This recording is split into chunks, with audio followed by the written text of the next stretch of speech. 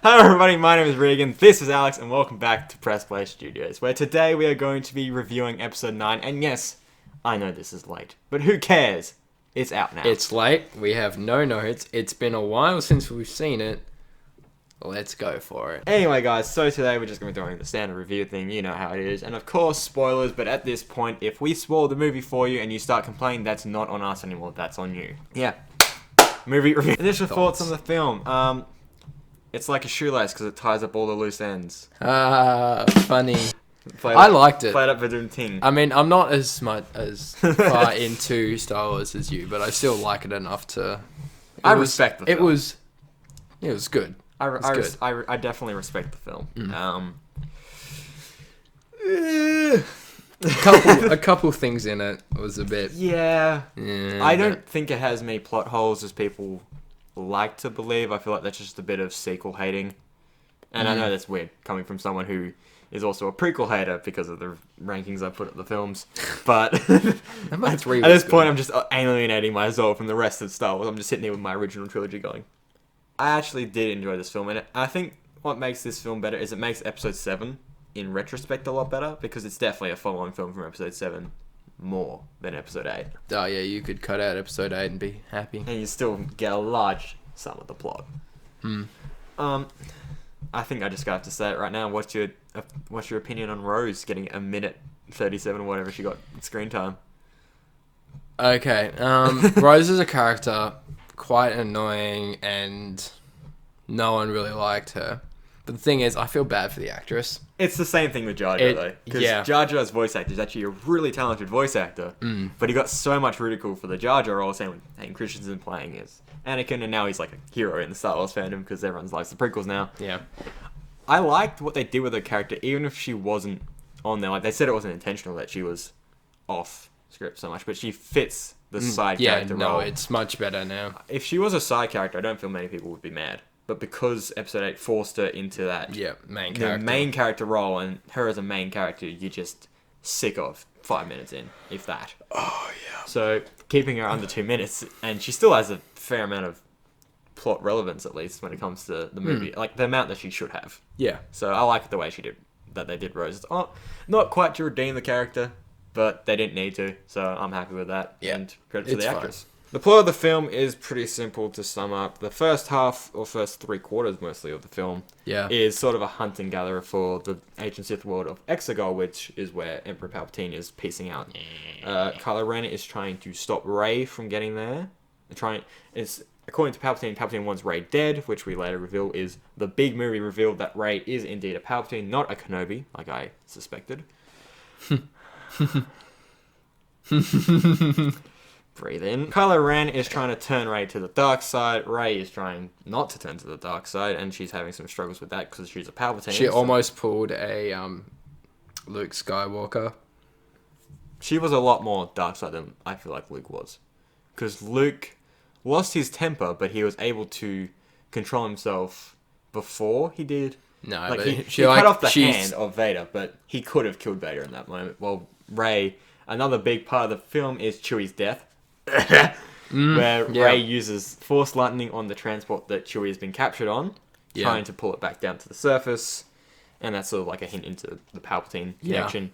Just kidding, Chewie's not dead. Surprise! Yeah, there was a lot of that. There was a lot of fake deaths. There was Chewie, the Emperor, C-3PO, Rey, Kylo, Rey again. Oh no, Kylo twice. Because he got pushed down the hole at the end, and he got stabbed. Yeah. And Rey did die.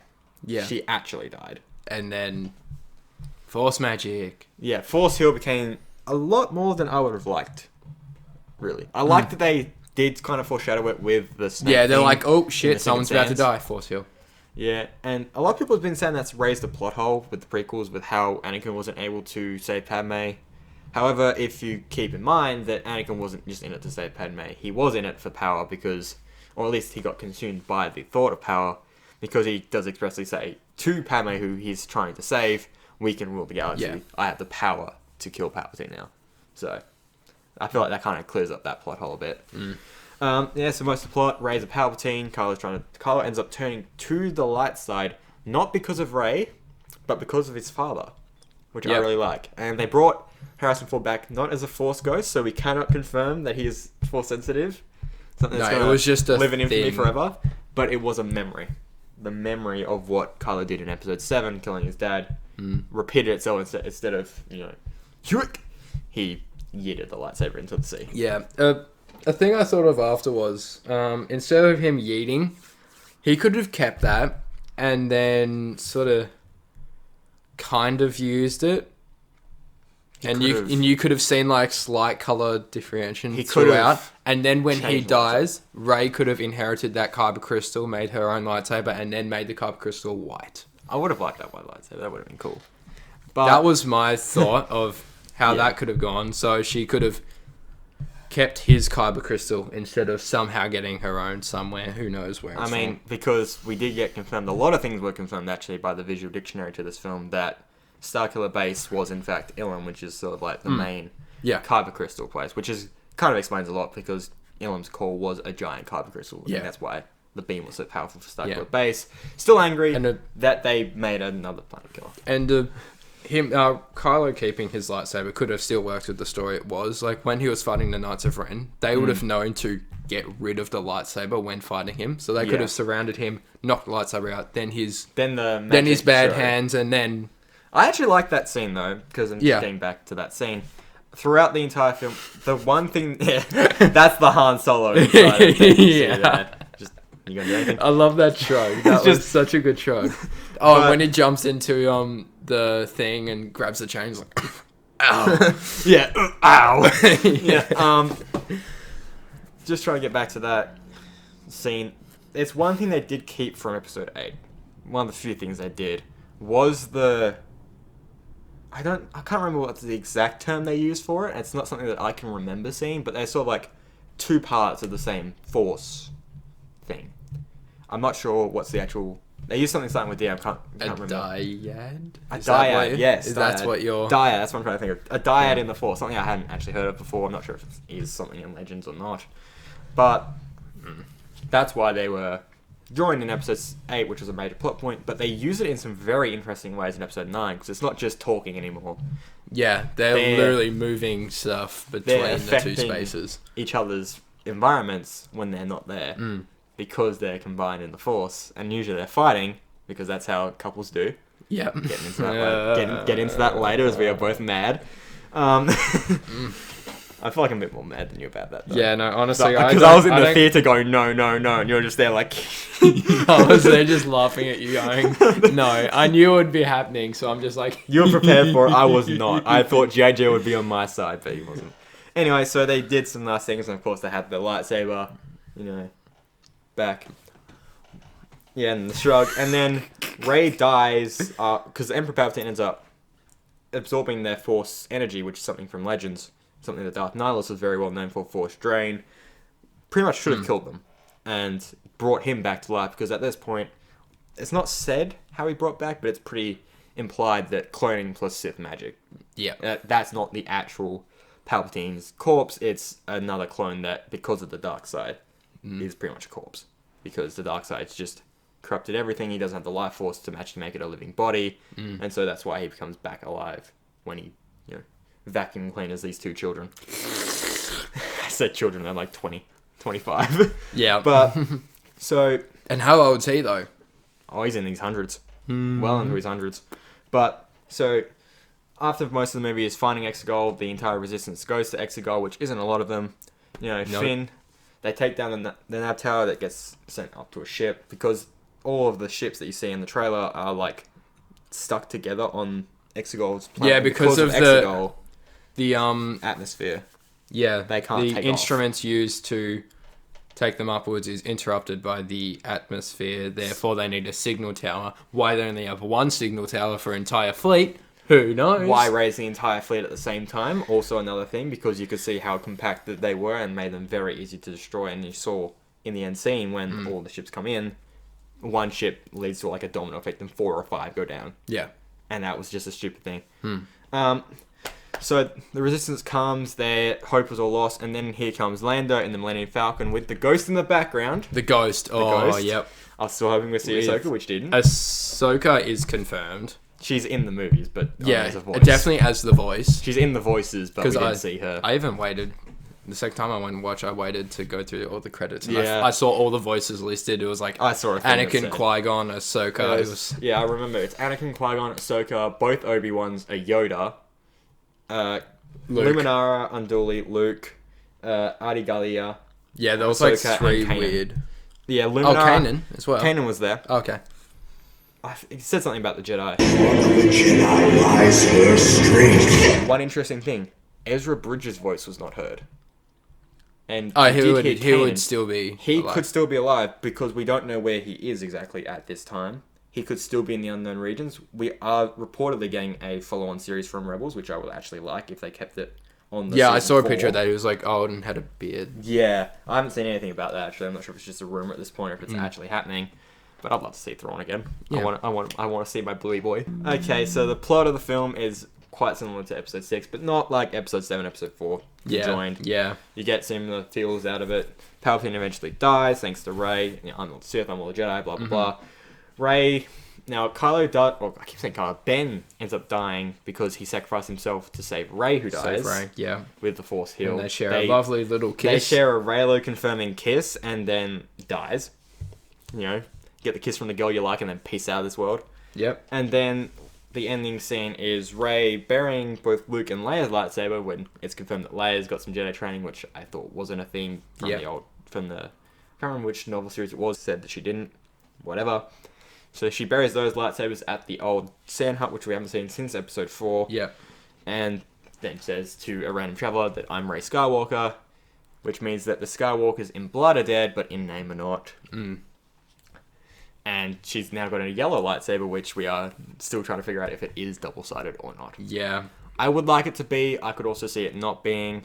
And I think it could be because Exar Kun has been confirmed as a canon Sith now. Yeah. Took a little bit longer than most of the other Siths, which is something I also want to get into in a separate video. She's got a yellow lightsaber now. Yeah, I hoped it was gold. Yellow, It was so yellow. meaning she's like the temple guards. That's the last protector of the... I think from what I read on an article, it's supposed to imply that she's her own separate, like, being. She's not Anakin, she's not Luke, who had blue and green. She's now got yellow, which is like the third color of the Jedi. But it is the temple guards color, the so temple it's kind guard. of So she's the last one protecting the Jedi. the last protector of the Jedi. The last Jedi.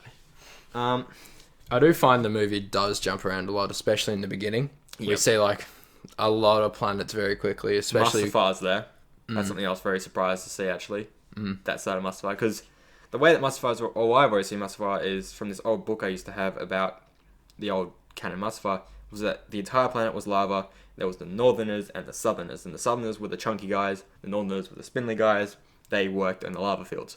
But now we get to see sort of like a forest thing, which doesn't fit with that, which means there's a third species on that planet. Like a very ash-filled forest. Which I don't mind seeing different side of Mustafar. After all, it No. is an entire planet. Same with Endor, we get to see different sides. It's not just a forest. Yeah. But, yeah. We're introduced to probably our new favourite character, and that is Babu. Babu Freak! Hey! We should have introed with that. We definitely should have introed that. Hey! Welcome back to PressPlay Studios. My name is Regan. This is Alex, and today we're doing an episode 9 review. I want to just say to J.J. Abrams, thank you for bringing back my boy Finn in the way he deserves to be treated. Finn was not hit with a hammer in this film like he was in The Last Jedi. Yeah, no. I'm so happy. If only he ended up getting his girl. Which he still might, But he got because, like a... you know, Rey's now, boyfriend's now out of the picture. And all those ex-Stormtrooper people come in as well. Yeah, that's interesting. I have my own personal theory that that girl is the daughter of Lando, just from the little scene they had at the end. Absolutely nothing to confirm it, but...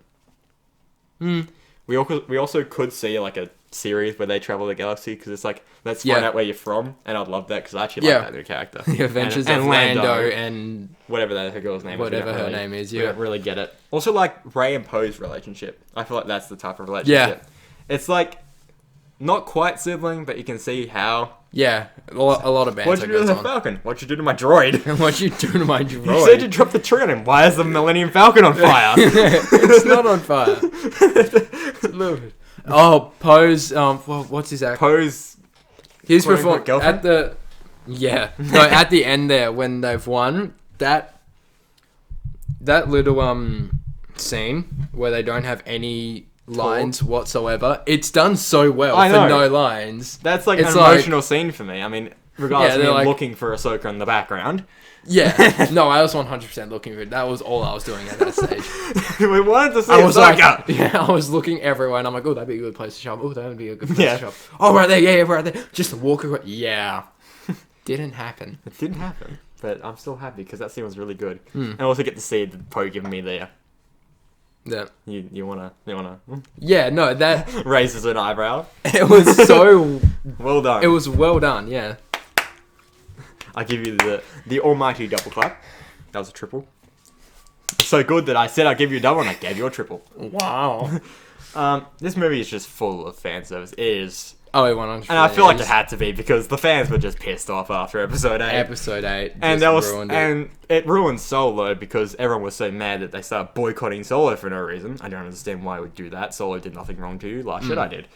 Yeah. Regardless, that's all in the past now. Let your hate go. Be a Jedi. No. Palpatine said the line. He said the line. Yeah, he did. he said it. He said like multiple He did. fan servicey I lines. was hoping you'd say Tragedy of Darth Plagueis the Wise, but he did not. Oh, yeah. I mean, it was too overpowered. They couldn't do it because then Rey would have instant gone to the dark side. Kylo would have fallen back to the dark side, and then, no happy ending. They're gonna have a happy ending. And hang on, if we just go by the end of the movie, the Force is balanced now. Technically speaking, it is. Finally. Which, Oh no, it was balanced for a while. yeah, because Anakin did It's say iffy. bring back the balance like I did. Which again, is the Force really balanced if there's a billion Jedi and no Sith? Like, No, it's there's not Jedi balanced. thought That's the before. thing. He did bring balance. 2 Sith and 2 Jedi. True. And then he didn't actually kill Palpatine, which meant that at that point after he died, Luke, the last remaining Jedi, because Kenobi and Yoda had died, Yeah. and not sure which other Jedi, but most of them lost their way if they did survive, like what we see in Fallen Order. And then when Rey does it, she's the only one remaining, but she's not like She's entirely not either, Jedi. so it's still She's like balanced. dark side origins on the light side. So that balances out as well. Like, since she's the only one, her way of teaching Jedi would be severely different to Republic. Because remember that the books that had like all the Jedi knowledge were burned by Yoda. He realized that that was not the way to do things. Which is... Yes. I will say one thing though, that this movie gave me what Episode 8 didn't give me, and that kind of makes Episode 8 a little bit better, but like still it's the worst Star Wars movie for me. But one thing was the missed opportunities from Episode 8, including that X-Wing that we saw in the water that was Luke's. Yeah, that gets risen in this film.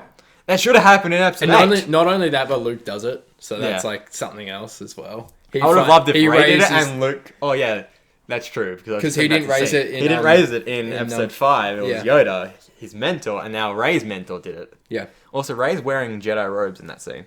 And I don't know where she got them from, because it's not the same robe she'd been wearing. Did she raid Luke's house? Maybe. It was weird. Is Rey a thief? Theory time! She's a scavenger. So, True. 100%. She is a scavenger. What else is there to discuss with this film? I don't know. I didn't have much notes other than I did like the battle scene between Rey and Kylo on Endor. And usually with Star Wars, you get these big fight scenes with triumphant music and, stuff. And the sequels had been lacking. I always thought that because the choreography for prequels was so good, you could mix it with the effects and the magic that the original trilogy had, merge it together, you have great lightsaber duels. They didn't do that. Yeah. This film, not sure where I rank it overall in lightsaber duels, but I liked that it didn't have the music. It was a nice change, and it made it a more emotional scene rather than just a violent scene. Yeah. I mean, granted, the music made Anakin vs. Obi-Wan a very emotional scene, Yeah. but, different way of achieving the same goal, I guess. One thing I had to say about this film, where to from here? Where are we going? What do we have to look forward to? Not only Well, they in said it's terms the of- last Skywalker, one of the Skywalkers. Does that mean we won't see Rey again, technically? I doubt it. I doubt with how many loose ends there actually still are. I know I said this movie title was loose ends, but there's some other things that, like, we don't need to see, but I want to see. I want to see more Rey. I want to see Finn as a Jedi because, yes, that has been confirmed. He is Force sensitive. He is Force sensitive. That's what I was I did make an entire list of things before they confirmed it, thinking I was going to come up here with this massive, great theory, you know. Yes, it's been a theory since episode 7, but now we can confirm it 99%. And yeah, no, as soon as he felt the death of Rey, I'm just like, oh, okay, yeah. Before then, I was like, oh, and then that happens, I'm like, yeah. And then JJ's like, yeah, you guys are right, he's Force sensitive. I'm like... Literally, who's done that? Yoda and... Feel the death. Yoda did it. Leia, yes. I like the way they ended Leia in this film as well. The fact that her death was tied to... The bring back of Ben. Ben's redemption. Yeah. Really gives that death purpose, which it wouldn't have had if it happened in episode 8. His journey is whack. Yeah. I don't agree with everyone saying that Ben Solo carried the sequel films. I feel like it was the most inconsistent part. Because episode 7, he was like meh. Sometimes you absolutely hated him as a villain. Other times you're like this whiny teenager looking kid. Episode 8, no one cares about episode 8. And he was not a villain, which I feel like was the point. But then again, Snoke was dead halfway through and Hux was thrown around like a ragdoll. So who was the bad guy in that film? And episode 9, of course, he gets redeemed. So I feel like episode 9 has what episode 7 and episode 8 lacked in that overarching villain. Because Snoke wasn't really present in episode 7 and died in episode 8. And it is revealed that Snoke is in fact a clone. I believe personally, don't think it's been confirmed what exactly he is, but I believe personally it's failed clones of Palpatine. I have some questions about what the galaxy will do next. And I was researching for the episode for the Clone Wars season 7. And I did stumble on the Yu Zhongvong plot. Highly unlikely to happen, but still it was thought about. And it was planned a little bit at least, because we did get like what the episode would be like. What if we see the return of what happened after that war, which was no longer a republic, but rather known as the Galactic Federation of Free Alliances, which was a whole different thing. Yeah. We could see the return of that specific government to Star Wars, and I feel like because of all the things that they've done with the Star Wars bringing things back out of Legends, Disney's realized there's so much Legends stuff that the Star Wars fan is not just going to forget about. We're not going to forget about Revan. Bring him into canon. There's not really a much incentive not to, because bringing Revan's back is going to get more people on your side. Sure, it's not an original story, but you can tweak bits of story. You can tweak different bits, like the date that he lived, even because the Mandalorian Wars seem to be happening a lot later than what they originally did. They seem to happen about 1,000 years ago rather than 3,000 years ago. I've got the timeline in my brain. No, so last thing I want to talk about, this movie's visual dictionary, which I do not own, unfortunately, but from what I've seen is pretty revealing for a lot of things. Yeah. It reveals a whole bunch of Sith. So Sith it brings back in the canon explicitly through the names of the Sith trooper legions, which didn't get seen that much, which I'm fine with. They looked like they were covered in tomato sauce. They bring back Darth Revan, thank God. They bring back Naga Sadow, which is very impressive. I didn't think they would actually go that far. Yeah. Because Naga Sadow is an ancient Sith Lord. He's an actual member of the Sith species that existed well before anything, and he existed about 5,000 years ago. Darth Tenebrous is confirmed. I thought that would happen because he's Plagueis' master, and that means that already, after doing it like 2 months ago, my history of World War II is already outdated. There's a couple other Sith that also introduced, like Darth Ndedu, who was the first Sith to figure out how to cheat death, and he did it. In fact, he could have still been alive in the events of this film, because in original Legends, he lived a long time. He lived like 100 years afterwards, if I'm remembering correctly. And last thing I want to say, it's not on episode 9, because this is less turned into an episode 9 review and more into what's happening in Star Wars. Yeah. But they are coming out with a new film series, or new film, I'm not sure what it is yet, set in the High Republic era, which is roughly 400 years before the films, which I think is a very interesting decision. Because at that time, in Legends at least, I'm talking about Legends here, there's no known Sith. That's a gap in Sith. We don't know. That could have been Venomous' era. That could have been this random image that you all see of the Ruler 2 with the Zabrak and the other person as Sith, Master and Apprentice. We don't know what's happening there. And to do it in the High Republic era is very strange to me, because that's what happened in Legends. Was the Sith slowly grew their power and the Jedi slowly fell down. And between 1,000 and about 50 years, nothing of note happened. Nothing of note until the Stark Hyperspace War, which was just a minor thing that didn't really affect anything. But to see them decide to go into that era is quite interesting. I think it's an interesting choice. High risk, because there's only so much you can do, because the Sith have been gone for 1,000 years, and we know they've been gone for 1,000 years, so you're limited to what you can do there with the Sith Jedi, but it also forces the creativity of some other conflict.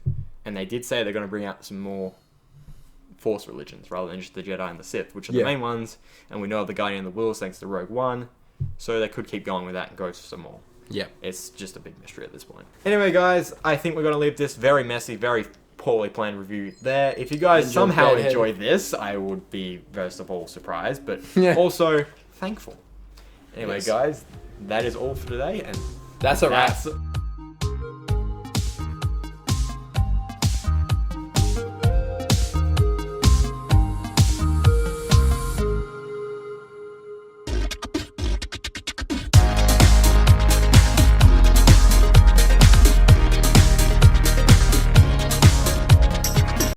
You stole my line.